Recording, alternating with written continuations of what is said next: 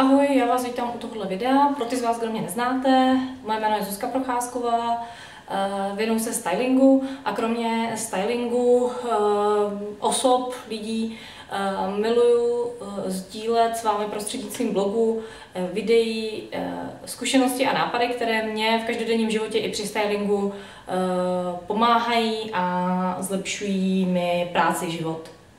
To mě nesmírně baví. O čem bude dnešní video? Dnešní video jsem si připravila na téma bílé tenisky a jejich čištění, protože já osobně miluju bílé tenisky, miluju na ně koukat, jak jsou nové, běloskoucí. Hrozně mě letos v létě bavilo v nich chodit, ale co nesnáším je, jak se postupně tím nošením stávají šedivé, ušmudlané, ztrácí ten svůj lesk a šarm a ten důvod, proč je mám ráda. Vyzkoušela jsem nesčetně množství způsobů, jak je vyčistit. Dokázala jsem je vyčistit, ale ne do té běloskoucí podoby. Jediné, co mi fungovalo, bylo vyprat je v pračce, což přece jenom, protože si povětšinou vzpomenu na to, že mám jít vyprat asi tak 3 minuty předtím, než někam odcházím, což není úplně dobrý pro praní v pračce. Asi před měsícem jsem objevila návod, který mi konečně začal fungovat a na který potřebujete opravdu jenom 3 minuty. A ta bota je opravdu jako běloskoucí. Můžete ji mimochodem použít jak na tady ty jakoby pogumované boty, nebo také ty gumové tenisky, anebo i na ty tenisky typu Converse. Co k tomu potřebujete? Potřebujete k tomu kypřící prášek do pečiva, cif, ano, ten cif, který je na čištění van, koupelen, keramických varných desek, nějakou misku, 2 deci vody a houbičku či kartáček, či cokoliv, čím jste zvyklí čistit botu. Tak, co uděláte?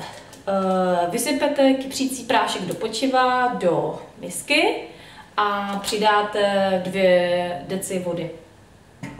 Ta směs bude nějakým způsobem šumět, až vyšumí, zamícháte, nebo můžete už během toho, a právě tady tu směs použijete na čištění většiny boty a čištění nebo vyprání kaniček, pokud chcete a nemusíte odcházet právě za ty 3 minuty. Co s tím? Co s tou směsí? Tu směs vezmete kartáček a vlastně vyčistíte tu část boty, zakrývám si obličej, aby ta kamera mohla ostřit, tu část boty, kromě tady té spodní části, tady té gumy. To znamená, vyčistíte tady tuhletu část, pokud chcete, jak jsem říkala, vyděláte kaničky a po vyčištění tady té části ty kaničky dáte do té směsi a necháte je 5 minut, nevím, jak dlouho máte prostor, prostě působit v té směsi. Mezitím vezmete cif, vezmete zase botu a vyčistíte kartáčkem tady tu spodní část boty, tu gumu, která je přece jenom ten kypřící prášek, pokud jste to tím vyzkoušeli, ano, pomůže to, ale ten cif opravdu vyčistí nebo dočistí úplně všechno. Nezapomeňte opláchnout, pokoušejte se ten cif nepoužívat tady na tady tu vrchní koženkovou část. Přece jenom je to čistící prostředek na vany, takže se vším pracujte opatrně, ale mě osobně se s tou botou, jak tady tou jakoby koženkovou a gumovou částí nikdy nic nestalo, ani s tou látkovou. To znamená, opláchnete, kaničky po směsi můžete ještě zkusit práškem, uvidíte, ale nemyslím si, že je to nutný, většinou schopé vybělí, takže propláchnete vodou, necháte uschnout, pokud neberete kaničky, jenom otřete, můžete jít.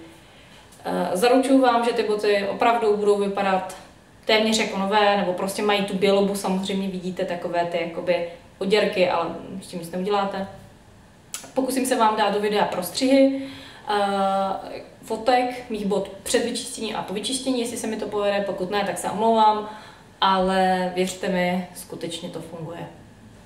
Tak jo, to je pro dnešek všechno, já se na vás budu těšit u dalšího videa a mějte pěkný den, čau!